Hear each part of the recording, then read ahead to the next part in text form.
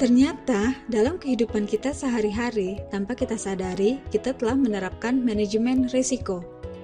Tahukah Anda, tanpa penerapan manajemen risiko, mungkin saja Anda tidak bisa menyaksikan tayangan ini. Maka, janganlah manajemen risiko kita jadikan sebagai beban. Ilustrasi penerapan manajemen risiko. Sebagai contoh, seseorang yang memiliki sasaran ingin tidur nyenyak setiap malam secara tidak sadar telah menerapkan manajemen risiko. Membuat proses manajemen risiko sebagai berikut. Pertama, mendeskripsikan kondisi atau penetapan konteks. Kondisi internal sebagai berikut. Status single. Usia antara 20 tahun sampai dengan 40 tahun. Jenis kelamin laki-laki. Sehat atau sakit? Sehat. Sensitif terhadap nyamuk, panas, dan suara berisik. Kondisi eksternal sebagai berikut. Lokasi tinggal, perkotaan dalam perkampungan Betawi.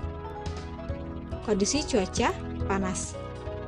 Kondisi lingkungan, berisik, kotor, berbau, berdebu, dan selokan yang tergenang. Kedua, menentukan hal-hal yang mungkin terjadi atau identifikasi resiko. Hal-hal yang dapat mengganggu sasaran atau keinginan untuk dapat tidur nyenyak, risikonya sebagai berikut. Risiko banyak nyamuk di dalam kamar, penyebab terjadinya sebagai berikut. A. Selokan yang tergenang. B. Tempat penampungan air tidak tertutup. C. Banyak baju yang tergantung di kamar. D. Kamar yang kotor. Risiko udara panas penyebab terjadinya sebagai berikut. A. Kamar tidak memiliki ventilasi. B. Tidak berfungsinya kipas angin atau AC. C. Kamar yang sempit dan banyak perabotan. Risiko berisik penyebab terjadinya sebagai berikut. A. Rumah dekat dengan jalanan. B. Tetangga membuat acara kawinan atau sunatan. C. Ada perbaikan rumah tetangga.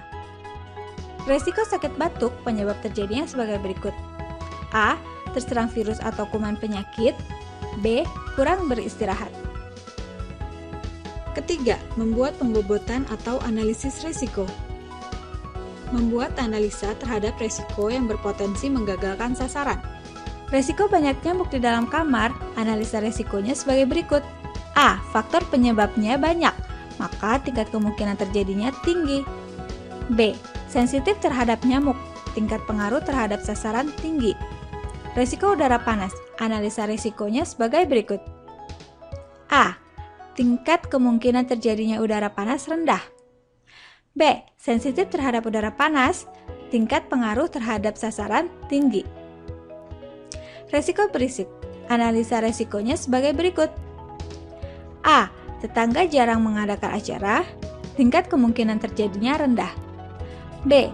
Sensitif terhadap berisik, tingkat pengaruh terhadap sasaran sedang. Risiko sakit batuk, analisa risikonya sebagai berikut. A. Tingkat kemungkinan terjadinya sakit rendah. B. Tingkat pengaruh terhadap sasaran rendah. Risiko banyak nyamuk di dalam kamar, level risikonya tinggi. Risiko udara panas, level risikonya sedang. Risiko berisik, level risikonya sedang. Risiko sakit batuk, level risikonya rendah. Keempat, membuat urutan prioritas atau evaluasi risiko. Risiko banyak nyamuk di dalam kamar, prioritas risikonya nomor 1. Risiko udara panas, prioritas risikonya nomor 2. Risiko berisik, prioritas risikonya nomor 3. Risiko sakit batuk, prioritas risikonya nomor 4. Menurut selera orang tersebut, risiko yang harus dilakukan rencana penanganan adalah prioritas risiko nomor 1 dan 2. Kelima, rencana penanganan atau mitigasi risiko. Risiko banyak nyamuk di dalam kamar, mitigasi risikonya sebagai berikut. Membersihkan selokan, memasang kawat nyamuk, memakai kelambu, tidak menggantung baju di kamar. Risiko udara panas, Mitigasi resikonya sebagai berikut: memasang ventilasi kamar, memperbaiki kipas angin atau AC, menyingkirkan perabotan yang tidak penting dalam kamar. Hal yang perlu diperhatikan apabila telah dilakukan penanganan, namun resiko tersebut masih terjadi atau timbul resiko lain, misal berisik atau sakit, maka dilakukan penanganan untuk mengurangi dampak dari resiko tersebut. Misalnya, Resiko banyak nyamuk di dalam kamar untuk mengurangi dampaknya yaitu dengan menyemprotkan obat anti nyamuk, memakai raket listrik, memakai lotion anti nyamuk. Resiko berisik untuk mengurangi dampaknya yaitu dengan tidur memakai headset. Resiko sakit batuk untuk mengurangi dampaknya yaitu dengan minum obat. apabila terjadi resiko baru, maka kita harus melakukan mitigasi yang baru, sehingga mitigasi resiko ini harus dilakukan secara terus-menerus dan berkesinambungan.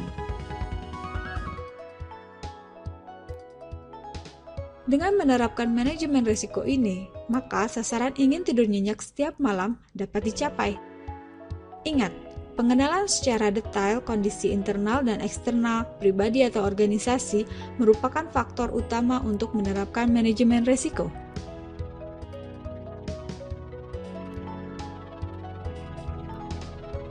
Jadi, tanpa kita sadari dalam kehidupan sehari-hari, kita telah menerapkan manajemen risiko.